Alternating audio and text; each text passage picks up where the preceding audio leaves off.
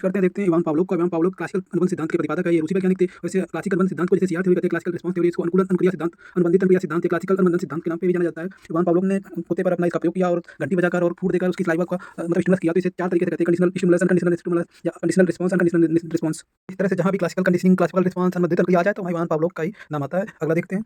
ये स्किनर ये ने किया प्रस्तुत अनुबंध सिद्धांत के प्रवर्तक कहते हैं, जिसे ऑपरेंट कंडीशनिंग कहते हैं। इन्होंने अपना प्रयोग चूहे पर भी किया और कहा कि व्यवहार की पुनरावृत्ति एवं परिमार्जन उसके परिणामों के से निर्धारित होती है। यदि व्यक्ति को कुछ काम करने पर उसे प्रोत्साहन शाबाशी मिलती है तो बार-बार काम करता है, तो दंड मिलता है तो काम नहीं करता है। तो पुनर्बलन फोर्स क्या कहते हैं, उसको शाबाशी क्या है, पुनर्बलन मिलता है। और पुनर्बलन 2 तरीके से होता है, धनात्मक ऋणात्मक मीन्स धनात्मक उसको शाबाशी और दंड उसका जो है उसको नेगेटिव इंपैक्ट देता है। और इससे 2 तरह के व्यवहार होते हैं, ऑपरेंट बिहेवियर और एक और रिस्पोंडेंट बिहेवियर। तो इन्होंने किया प्रसिद्ध अनुबंध दिया, ऑपरेंट कंडीशनिंग कि यदि बालक को यदि उसके कार्य पर उसे प्रोत्साहन दिया जाए या प्रेरणा दी जाए तो वो उस काम को बार-बार करेगा, उससे उसके व्यवहार को चेंज किया जा सकता है। अगला देते हैं थॉर्नडाइक। थॉर्नडाइक क्या है, एक पद व्यवहार मनोवैज्ञानिक तथा शिक्षा मनोवैज्ञानिक है। इन्होंने आसार थ्योरी दी, जिसे कहते हैं ट्रायल एंड एरर थ्योरी। इन्होंने अधिगम को 2 भागों में बांटा, एक मुख्य और एक गौण नियम के थ्रू। मुख्य नियम में 3 नियम आते हैं, अभ्यास का नियम, प्रभाव का नियम, तत्परता का नियम। इसी तरह 5 गौण नियम है। इन्होंने अपने उपयोग द्वारा ये सिद्ध किया कि कैसे मंदबुद्धि बालक को अभ्यास और नियम और तत्परता के थ्रू उसको सही किया जा सकता है। थॉर्नडाइक ने भूखी बिल्ली पर अपना प्रयोग किया है, इसे आसार थ्योरी, इसे ट्रायल एंड एरर के नाम से जाना जाता है। जहाँ पे भी मंदबुद्धि बालक को सही करने के लिए कौन सा प्रयोग किया जा सकता है, आसार थ्योरी या ट्रायल एंड एरर, अभ्यास थ्योरी या प्रभाव या तत्परता के नियम के थ्रू उसे मंदबुद्धि बालक को सही किया जा सकता है। तो देते हैं कोहलर। ये कोहलर नहीं है, कोहलर है। इन्हें गेस्टाल्टवाद का वैज्ञानिक कहते हैं, समग्रवाद का कहते हैं, संपूर्णवाद का कहते हैं। गेस्टाल्टवादी सिद्धांत का प्रतिपादन इन्होंने लर्निंग थ्योरी जिसे किया है। सूच का सिद्धांत इन्होंने कहा सीखने की प्रकृति संज्ञात्मक होती है, अधिगम या सीखने की प्रकृति अचानक से होती है। मतलब सीखना प्रकृति में स्थायी होती है और एक अचानक से सीखता है आदमी। इन्होंने अपने प्रतिपादन के लिए इन्होंने एक सुल्तान चिंपांजी का उपयोग किया है। तो इन्हें कहते हैं थ्योरी ऑफ लर्निंग। जहाँ भी कोहलर का है तो वहाँ थ्योरी ऑफ लर्निंग या गेस्टाल्टवाद आता है, तो वहाँ कोहलर आते हैं। कोहलर अलग है।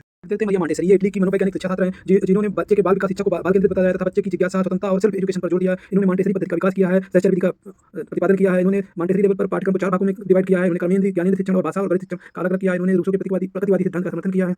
मनोवैज्ञानिक देते हैं जॉन डीवी। इन्हें उपयोगितावादी, व्यवहारवादी, उपकरणवादी मनोवैज्ञानिक कहा जाता है। इन्होंने शिक्षा के लिए शिक्षा विकास की प्रक्रिया है, शिक्षा सामाजिक प्रक्रिया है, शिक्षा पुनर्निर्माण की प्रक्रिया है, शिक्षा जीवन की आवश्यकता है, अनुभवों से कसौटी पर कसकर शिक्षा ग्रहण करनी चाहिए, सत्य परिवर्तनशील है। उन्होंने कहा कि सामाजिक कुशलता प्राप्त करना, अनुभवों का पुनर्निर्माण करना, गतिशील, अनुकूल, योग्य मस्तिष्क का विकास करना और वातावरण का अनुकूल होना अति आवश्यक है। उन्होंने शिक्षा का त्रिध्रुवी मॉडल दिया है। इन्हें प्रयोगवाद के जनक के रूप में भी जाना जाता है। अभी लर्निंग बाय डूइंग या प्रोग्रेसिव या एक्सपेरिमेंटल लर्निंग आ जाए तो वहाँ जॉन डीवी का नाम आता है। नेक्स्ट मनोवैज्ञानिक देते हैं लॉरेंस कोहलबर्ग। इन्हें कहते हैं मोरल डेवलपमेंट थ्योरी। जहाँ भी कहीं आ जाए कि मोरल डेवलपमेंट थ्योरी का प्रतिपादन किसने किया तो लॉरेंस कोहलबर्ग। इन्होंने 3 स्तर बताए नैतिक विकास के सिद्धांत में। उन्होंने कहा कि पूर्व परंपरागत और पारंपरिक और उत्तर पारंपरिक, जैसे 4 से 10 और 10 से 13 और 13 से अधिक में डिवाइड किया गया है। इसमें सब में 2-2 चरण है, मतलब टोटल 6 चरण और 3 स्तर पर है।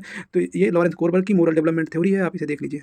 मनोवैज्ञानिक देखते हैं जीन पियाजे। जीन पियाजे को कॉग्निटिव डेवलपमेंट का जनक कहा जाता है, इन्हें विकासात्मक मनोविज्ञान का जनक कहा जाता है। इन्होंने संज्ञानात्मक विकास की 4 अवस्थाएं बताई हैं, sensory motor stage, pre operational stage, concrete operational stage and formal operational stage. इन्होंने इसमें अलग-अलग तरह का डेवलपमेंट होता है, जिसे ऑब्जेक्ट परमानेंस कहते हैं। इसमें इगोसेंट्रिक होती है, कंजर्वेशन होता है और हाइपोथेटिकल रीजनिंग या थिंकिंग डेवलप होती है। इस तरह से इन्होंने 4 अवस्थाओं में बांटा है संज्ञानात्मक विकास को, और इन्होंने एसिमिलेशन, एक्कोमोडेशन जैसे नए शब्दों का उल्लेख किया है। तो जीन पियाजे को जहाँ भी कहीं आ जाए कि कॉग्निटिव डेवलपमेंट या विकासात्मक मनोवैज्ञानिक कौन है तो जीन पियाजे हैं। जय Hind, like and share this.